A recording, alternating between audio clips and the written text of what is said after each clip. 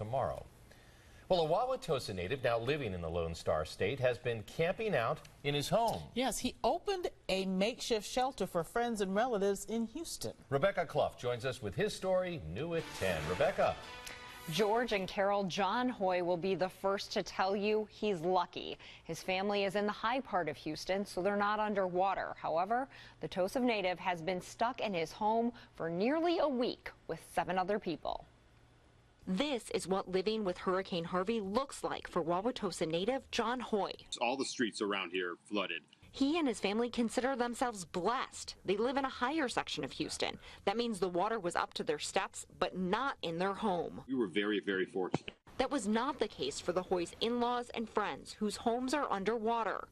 The Hoys welcomed their friends who brought a baby home from the neonatal ICU the day before Harvey hit. We'll put you upstairs. We had electricity, especially with a newborn that was in the NICU. You're always very worried about, germs and everything. The hurricane forced John's mother and father-in-law to abandon their home in East Houston again. This is the second time that they've actually gone through this.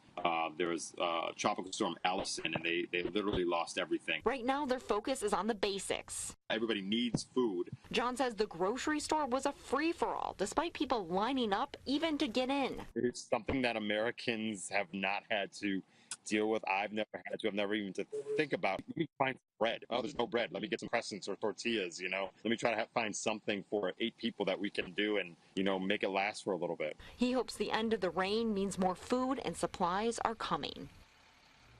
John says they're working on a game plan to get the most important items out of their in-laws' home.